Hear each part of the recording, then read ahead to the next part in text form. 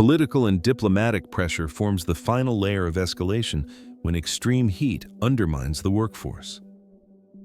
At this stage, what begins as a meteorological anomaly and evolves into an economic and security crisis becomes a test of governance, legitimacy, and international cooperation. The thermometer no longer measures temperature alone, it measures political resilience. Diplomacy becomes transactional, survival-oriented, and stripped of long-term trust. The consequences reach beyond statecraft into the social fabric of nations. Populations, disillusioned by government inaction and international paralysis, seek alternative forms of protection. Grassroots movements demand climate justice, framing heat-related deaths as preventable casualties of political negligence. Courts become arenas of climate litigation, as citizens sue governments and corporations for failure to protect workers. In some cases, judiciaries impose binding obligations, further straining budgets and political systems. In others, legal systems fail, fueling resentment and eroding belief in institutions altogether. The legitimacy of governance itself is tested not in abstract debates, but in the daily survival of citizens under unbearable conditions. The open-ended conclusion is clear. Extreme heat is no longer simply a climate challenge. It is a crucible of political and diplomatic survival. Economies can be rebuilt, infrastructure repaired, and technologies developed. But the erosion of trust between governments and citizens, between nations and alliances, between institutions and the populations they claim to serve cannot be easily reversed. The workforce stands at the center of this transformation. When workers can no longer labor without risking their lives, the very foundation of modern society falters. The future remains unwritten, suspended between adaptation and fracture. One path imagines a coordinated response: governments investing in resilient infrastructure, corporations protecting labor, and nations cooperating on food and energy security. Another path imagines fragmentation: export bans, migration crises, militarized crackdowns, and deepening inequality. Both paths are visible in the present, unfolding simultaneously across different regions. The decisive factor will not be technology alone, but political will, institutional capacity, and the endurance of social cohesion under unrelenting pressure. As the heat intensifies, so too does the urgency of choice. The thermometer is rising, and with it, the pressure on every system: economic, military, diplomatic, and political. The question is not whether heat will shape the future, but whether societies can withstand the convergence of crises it accelerates. The outcome will define not only the endurance of the workforce, but the stability of the international order itself. Leaders are judged not by abstract promises, but by their capacity to shield citizens from immediate suffering while navigating the long arc of climate transformation. Each failure deepens distrust, each misstep amplifies dissent, and each delay pushes societies closer to systemic rupture. Domestically, governments are squeezed between two irreconcilable imperatives: sustaining growth and protecting labor. In democracies, the workforce has political voice. Strikes erupt as workers demand heat protections, hazard pay, and reduced hours. Employers resist, warning of bankruptcies and job losses if productivity collapses. Governments attempt compromise, but every concession to one side angers the other. Political parties weaponize the crisis, turning heat into a wedge issue in campaigns. Incumbents face electoral backlash when inflation rises or blackouts spread. Opposition parties exploit failures with promises of immediate relief, even if unsustainable. The political center narrows, polarization deepens, and governing coalitions fracture. In authoritarian states, the calculus differs, but the pressure remains. Public dissent is suppressed, but the legitimacy of regimes depends on the perception of competence. When crops fail or cities endure rolling blackouts, propaganda cannot mask the lived reality. Heat undermines the social contract that authoritarian governments rely upon: stability in exchange for compliance. Leaders turn to militarized responses, deploying troops to maintain order, but each intervention carries risk. Excessive force breeds resentment, and even controlled societies reach breaking points when survival is at stake. The veneer of control conceals growing fragility beneath the surface. At the international level, the diplomatic consequences of heat ripple outward. Export bans on food and energy spark disputes in global forums. Nations accuse one another of prioritizing national interest over global stability. Trust erodes within alliances where members question whether partners will share resources in crisis or retreat into self-preservation. The European Union faces strain as southern members demand solidarity during blackouts, while northern states resist burden sharing. ASEAN debates collective food reserves, but national governments hesitate to sacrifice autonomy. In the Gulf, migrant labor crises ignite diplomatic disputes between host states and sending countries. Everywhere, the question is the same. Will nations adapt together or fracture apart? The United Nations, already constrained by geopolitics, struggles to remain relevant. Security Council debates frame climate disruption as a threat multiplier, but veto politics paralyze action, resolutions stall, while humanitarian appeals outpace available funding. Climate summits devolve into battles over compensation, with developing nations demanding recognition of loss and damage tied to workforce collapse. Wealthier nations pledge support but deliver little, fearing domestic backlash. The credibility of multilateral institutions erodes as promises outstrip performance. Diplomacy, once a mechanism for managing shared challenges, risks becoming another casualty of climate fragmentation. Geopolitical rivals exploit these fractures. States with relative climate resilience use food, water, and energy as instruments of influence. Grain exporters extract concessions from dependent nations. Energy-rich states recalibrate alliances by leveraging supply during heat-induced blackouts. Rivals frame themselves as reliable partners, in contrast to failing multilateral institutions. The strategic map redraws itself not through military conquest, but through climate leverage. As dawn broke over Washington, the air outside the White House remained charged with tension. Overnight, the glow of television cameras had dimmed, but the weight of the unresolved crisis lingered. Ukraine's delegation had pressed its case deep into the night. Without NATO-level protection, Kyiv risked collapse under the combined pressure of sustained missile barrages and grinding attritional warfare. In the quiet hours, U.S.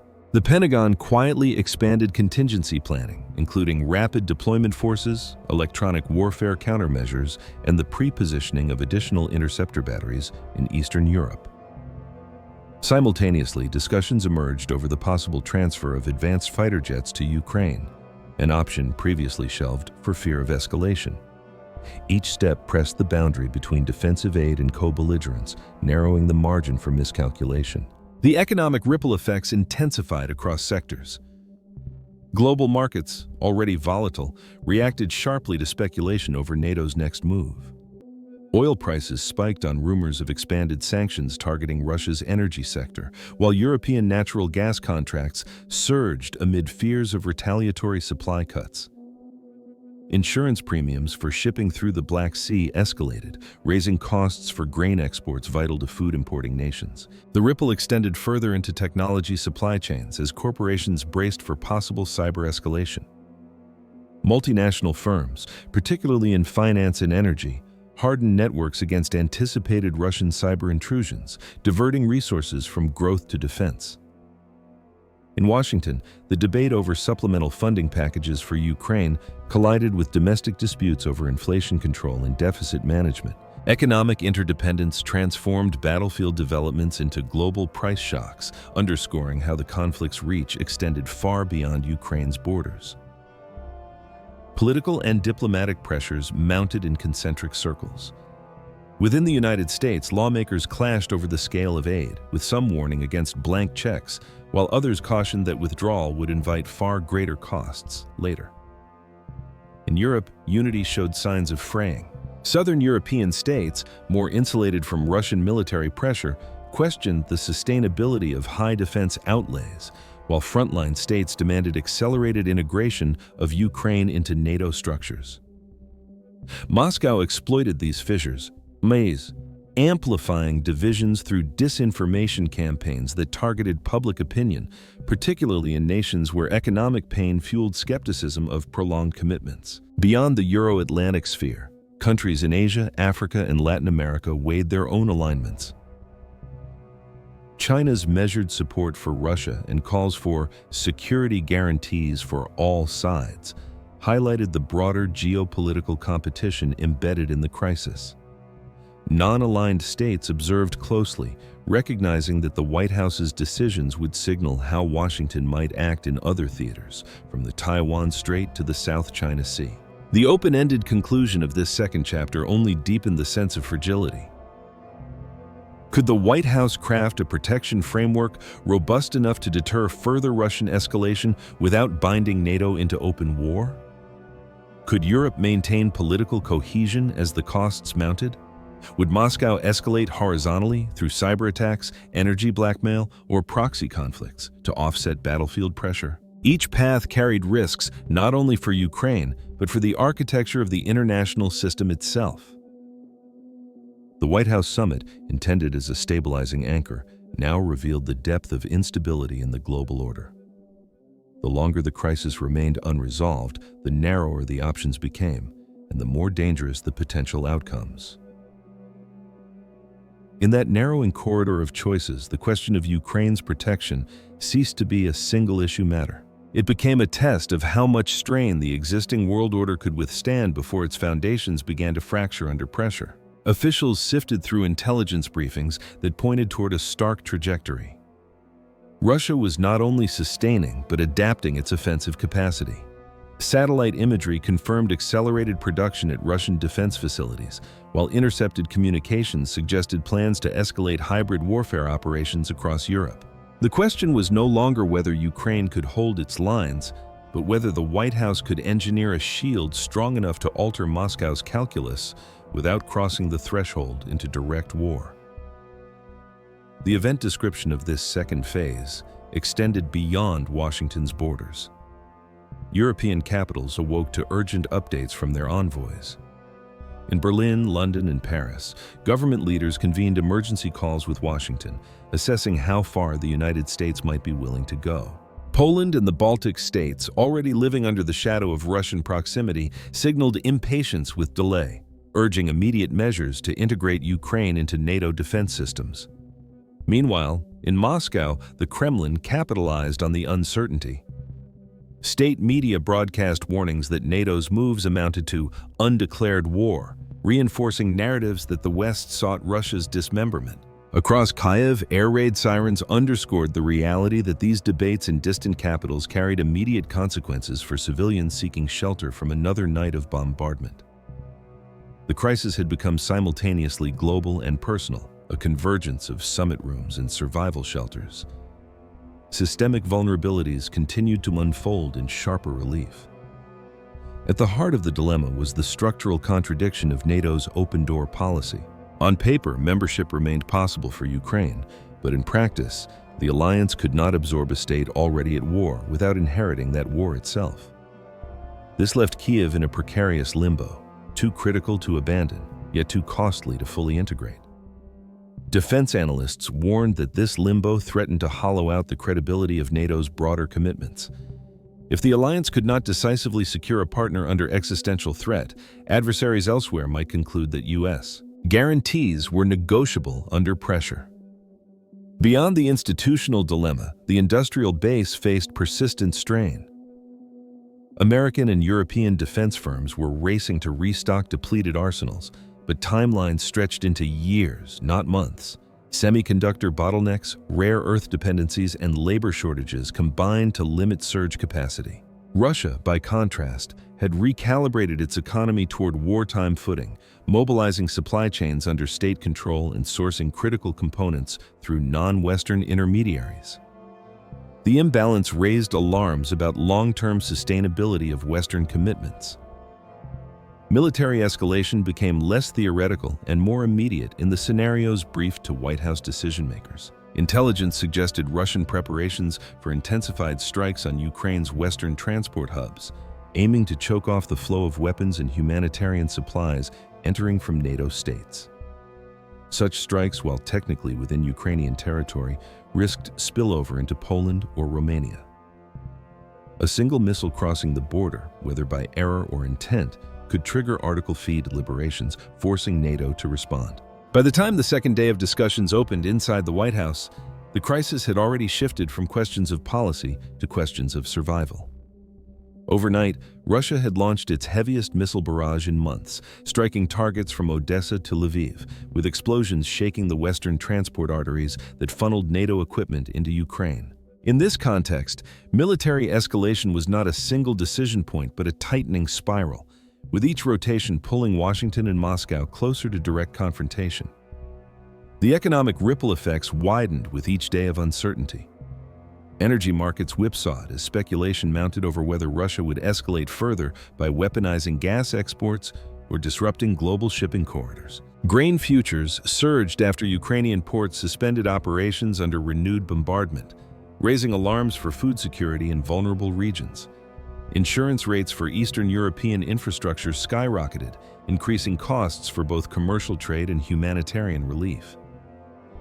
In the United States, defense contractors faced pressure to accelerate production, yet supply chain bottlenecks for raw materials and electronics imposed hard ceilings. Inflationary pressures tied to defense procurement fed into broader debates on domestic economic stability.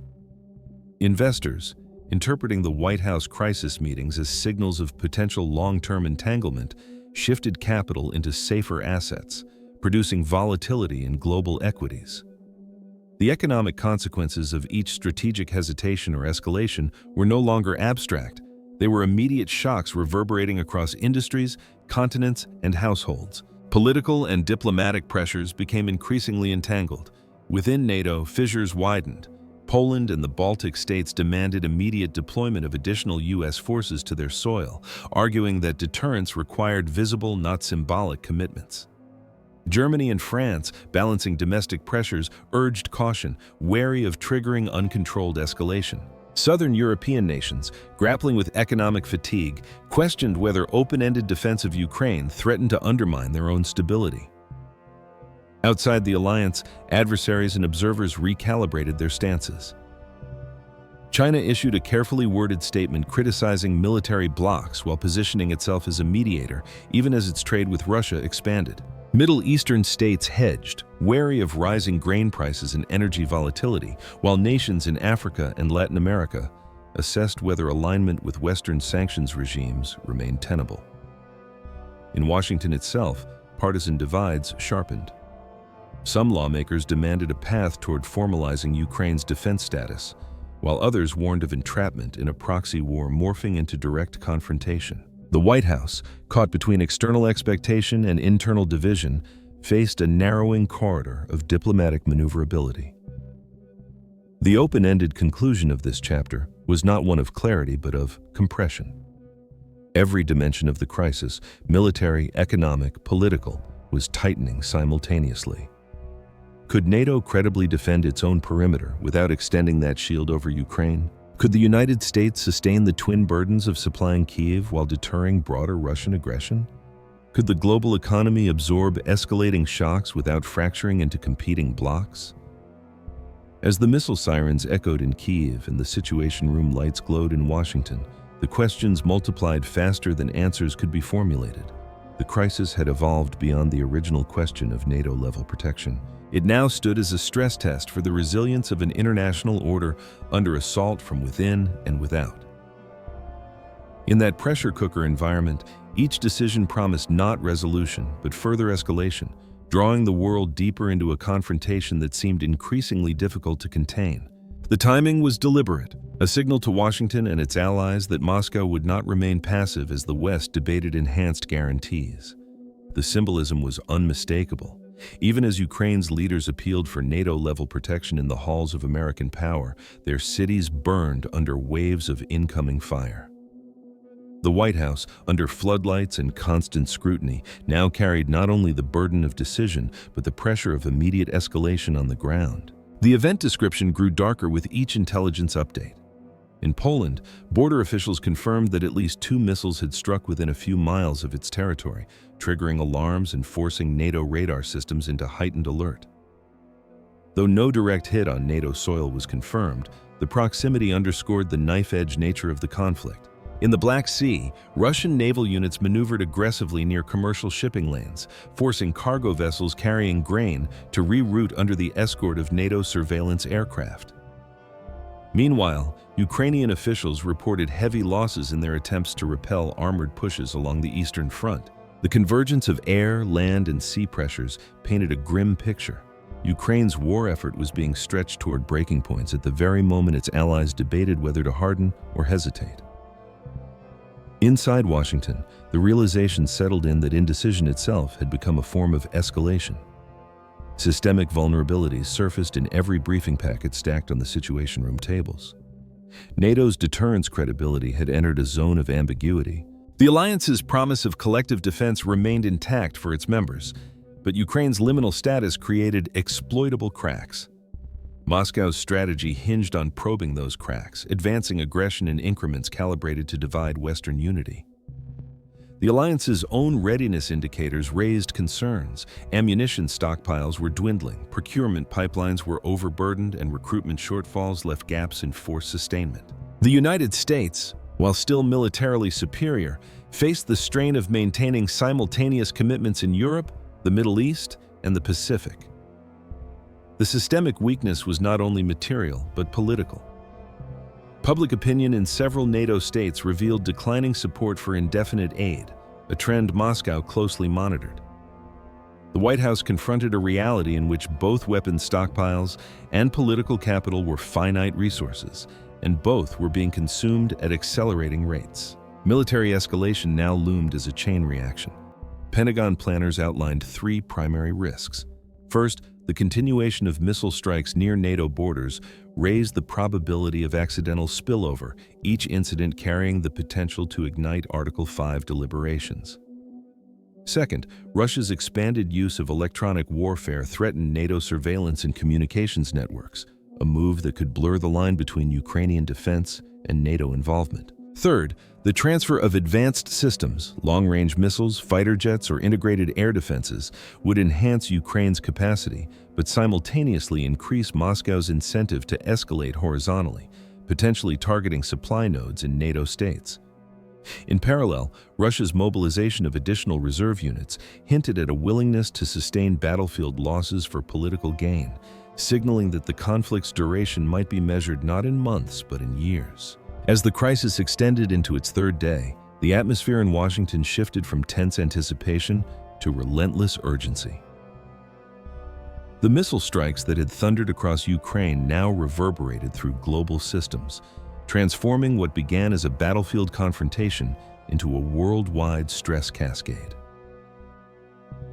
The White House, once the stage of calculated diplomacy, had become the nerve center of an unfolding crisis where every choice was freighted with systemic consequences. The battlefield dynamics had ceased to be local skirmishes. They were now the hinge upon which Europe's security, NATO's credibility, and America's global leadership all turned. The economic ripple effects accelerated into systemic shocks. Oil prices spiked past thresholds not seen in over a decade, compounding inflation in import-dependent economies. Global shipping networks adjusted to new risks, driving costs higher and threatening recessionary pressures in regions already fragile. Financial markets absorbed the shock by shifting capital into safe havens, yet even these havens showed cracks as U.S. debt markets grew jittery under rising defense expenditures. In the global south, grain shortages threatened political stability, with governments in North Africa and South Asia warning of potential unrest as bread prices soared. Multinational corporations faced escalating costs for cybersecurity and insurance, redirecting investments away from growth and innovation. The interdependence of markets, once a stabilizing force, now served as a conduit for transmitting crisis signals across every continent. The war in Ukraine, once dismissed by some as a regional dispute, had fully metastasized into a global economic crisis. Political and diplomatic pressures mounted to near breaking. Within NATO, cohesion strained under competing imperatives. Eastern members pressed for preemptive deployments, framing them as deterrence, while Western members urged restraint to preserve maneuverability. Washington's leadership role came under scrutiny as allies questioned whether U.S. political cycles could sustain commitments through shifting administrations. Outside NATO, states recalibrated their alignments.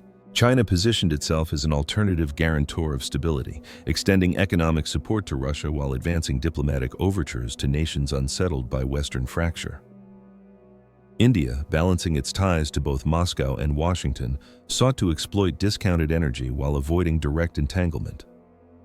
Middle Eastern producers leveraged volatility for strategic gain, recalculating supply commitments with an eye to political concessions.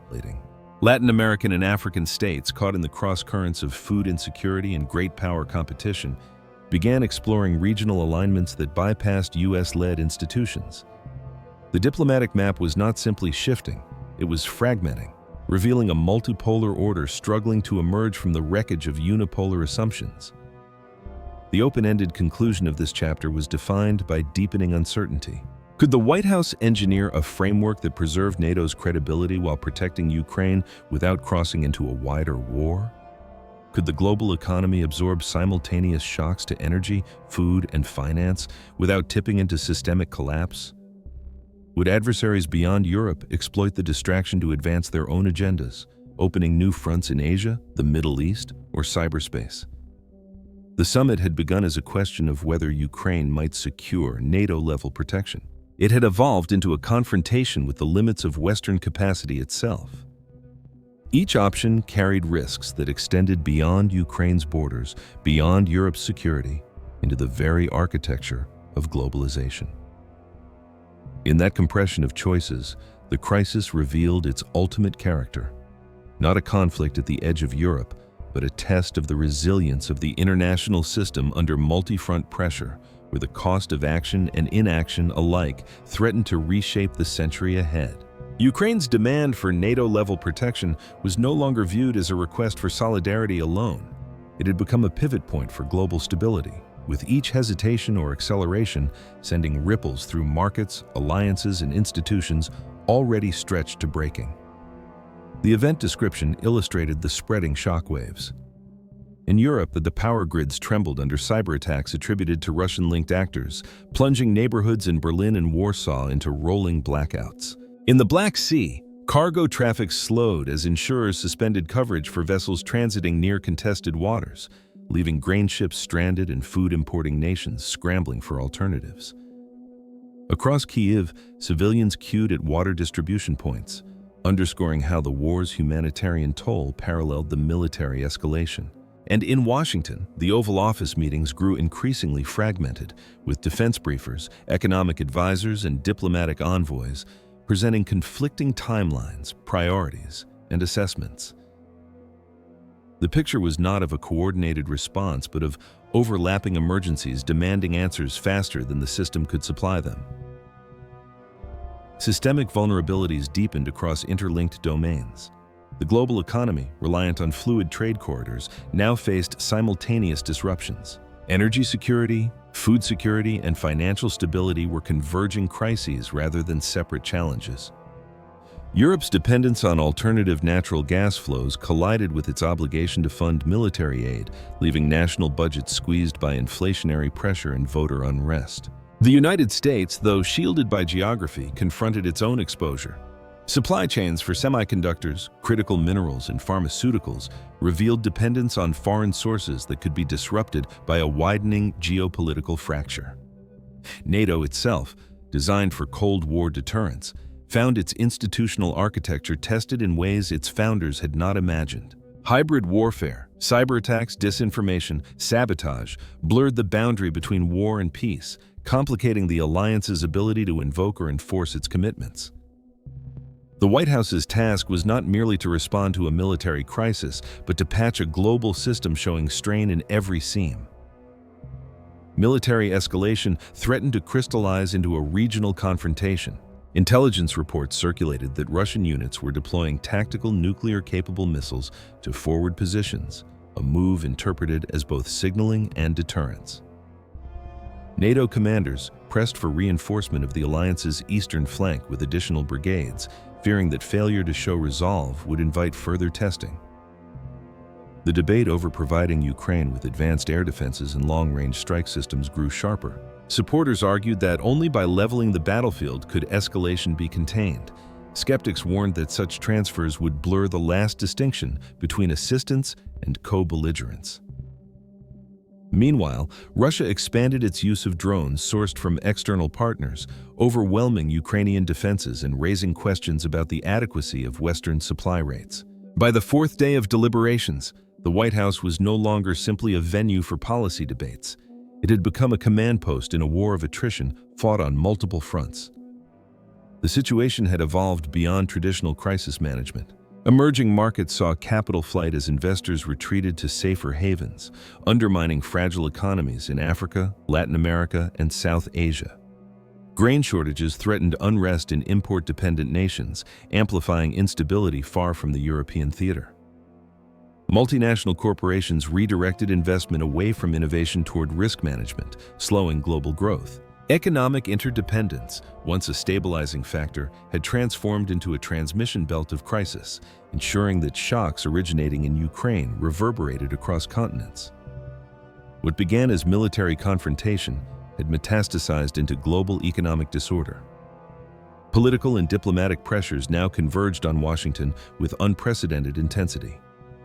NATO allies pressed for clarity, demanding assurance that U.S. commitments would not waver despite domestic turbulence. Frontline states argued that deterrence required immediate and visible action, while others cautioned that overreach could ignite uncontrollable escalation. Non-aligned nations weighed alternatives, questioning whether U.S. security guarantees remained reliable or whether multipolar alignments offered greater stability. China maneuvered to position itself as a counterbalance, expanding economic ties with Moscow while advancing diplomatic overtures to states unsettled by Western fracture. Within the United States, lawmakers sparred over supplemental aid bills, while public opinion fractured along partisan and economic lines. The White House, caught between maintaining global leadership and navigating domestic unrest, confronted the narrowing corridor of strategic maneuverability. Diplomacy, once a stabilizing lever, had become a venue for competing narratives with diminishing effect. The open-ended conclusion to this chapter was not resolution, but exposure. Could Ukraine be granted NATO-level protection without triggering direct war between nuclear powers? Could NATO sustain cohesion under simultaneous military, economic, and political stress? Could the United States continue to act as global guarantor while grappling with domestic divisions and overstretched commitments? Each of these questions remained unresolved, yet each carried consequences that would define the trajectory of the century. The White House, under constant surveillance by allies and adversaries alike, now symbolized the fragility of a system under pressure. The crisis had stripped away illusions of stability, exposing the raw mechanics of power, vulnerability, and escalation in a world no longer buffered by clear rules or predictable deterrence. The summit had begun with a question: could Ukraine secure NATO-level protection? It ended with a recognition. The protection of Ukraine had become inseparable from the protection of the international order itself. Yet the order stood at its most fragile point in decades, vulnerable not only to external assault but to internal fracture. The crisis at the White House did not conclude with victory or defeat. It concluded with a world suspended, caught between deterrence and escalation, between alliance and fracture, between order and entropy. And in that suspension lay the defining uncertainty of the era ahead. The convergence of military escalation, economic turbulence, and diplomatic fracture compressed into a single reality. The question of Ukraine's protection was not merely about the defense of a sovereign state, but about the viability of the entire post-Cold War order. Inside the Situation Room, every map projection, every intelligence intercept, every economic chart reinforced the same conclusion. Time was no longer on the side of containment. The event description now spanned the globe. In Ukraine, blackouts spread across major cities as strikes targeted power infrastructure, pushing civilians into basements and shelters, while hospitals rationed energy to maintain life support systems. In Europe, governments scrambled to stabilize energy grids while bracing for winter shortages. In Washington, protests gathered outside the White House, some demanding full NATO integration for Ukraine, others warning against deeper entanglement. In Moscow, the Kremlin escalated its rhetoric, declaring that any attempt to embed Ukraine into NATO defense structures would be interpreted as preparation for war with Russia itself. The crisis, once defined by battle lines in Donbass or Kherson, now played out in capitals and markets worldwide, each pressured by the tightening grip of escalation. Systemic vulnerabilities exposed by the crisis reached their peak. NATO's dual identity, as both a defensive shield and a political alliance, was now under strain so severe that its coherence seemed at risk. The absence of a formal commitment to Ukraine revealed the alliance's structural limits, but the refusal to abandon Kyiv revealed its moral and strategic imperatives. This tension hollowed out deterrence credibility, creating space for Moscow to exploit ambiguity. The globalized economy, once assumed to be a bulwark against extended conflict, revealed instead its fragility. Supply chains strained by geopolitical fracture, financial networks vulnerable to cyber disruption, and food systems destabilized by regional warfare. Domestic governance in both the United States and Europe revealed its own fragility as partisan divides and voter unrest challenged the capacity to sustain coherent long-term strategies. The vulnerabilities were not confined to one sector, they were the latticework of a global order, fraying under simultaneous pressures. Military escalation entered a phase of heightened unpredictability. Intelligence indicated that Russia had rehearsed nuclear strike simulations, signaling willingness to cross previously unthinkable thresholds. NATO responded by dispersing strategic assets and placing rapid reaction forces on elevated alert. At the same time, Western deliberations over advanced aircraft and missile systems for Ukraine intensified, with some leaders arguing that withholding them only prolonged attrition. Each military decision now carried exponential risk, as the line between assistance and direct confrontation all but disappeared. Russian drone swarms targeted Ukrainian logistics nodes near NATO borders, prompting debates over whether the alliance should intervene to neutralize the threat. The crisis revealed that escalation was not a linear ladder but a spiral, where each rung accelerated descent into confrontation. The economic ripple effects converged into systemic strain. Inflation surged across Europe, straining household budgets and fueling political discontent. In the United States, defense spending diverted resources from domestic priorities, sharpening partisan divides.